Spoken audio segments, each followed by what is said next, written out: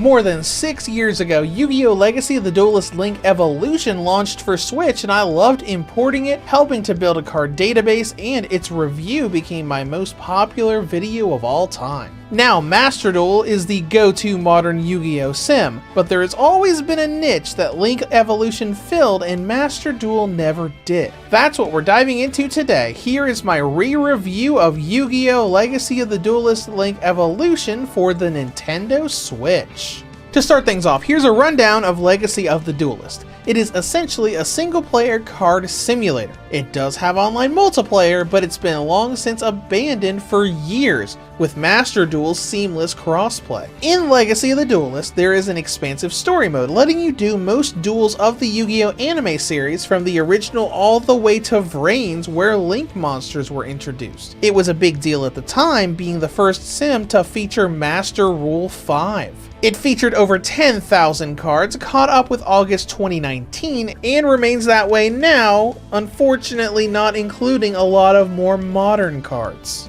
Acquiring those 10,000 cards was also solely on RNG with card packs. When you do a match in story mode, you get a random card from your opponent's deck even if you lose, but you also get duel points that you spend on card packs. This is much more grind heavy than Master Duel's system of just using rarity points to create whatever card you want, especially for the really big rarity cards like Toon Kingdom or Chaos Max. I went through over 150 Kaiba packs before I'd gotten 3 copies of Blue Eyes Alternative Dragon for my Blue Eyes deck.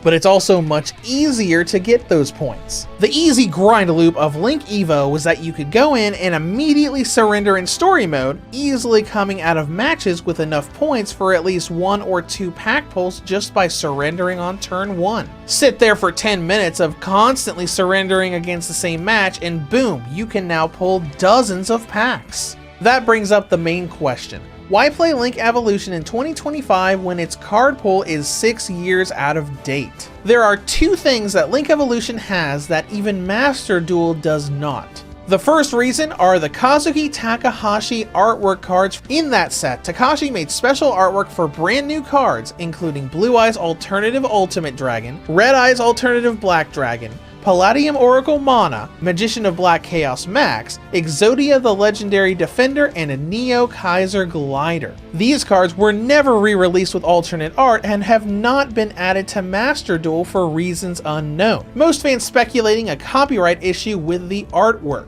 But Link Evolution does have these cards. They were released when the PS4, Xbox One, and PC versions happened and Switch got that huge card update. They can all be gathered from the Blue Angel booster pack and used in the game, solidifying Link Evo as the only simulator that can use these cards. Second, and far more importantly, Link Evolution is the greatest tutorial for the game of Yu-Gi-Oh! That I have ever come across. The story mode is divided into anime series, and the first duel of each series is a tutorial showing how that series' summoning mechanics work, i.e. Synchro, Exceeds, Pendulum, and Links. While Master Duel has a lot of archetype-specific tutorials meant to learn card combos, the difference is that Link Evo teaches you the game, not an archetype. These tutorials go over the mechanics of how synchro summons work and then guide you through doing it for yourself. And that makes all the difference in the world. If you want to learn how to use Monarchs, go to Master Duel. But if you have no experience with the card game and just want to learn how to play Yu-Gi-Oh!, it is far more user-friendly in Legacy of the Duelist. Now, you might be expecting a Switch versus Switch 2 comparison here, but unfortunately there's no comparison to be done. I played the game on both platforms this past week and there's no difference. Load times are exactly the same when going into duels, and the lag that Switch 1 gets from the Pendulum and My Valentine fights in story mode are still there on Switch 2.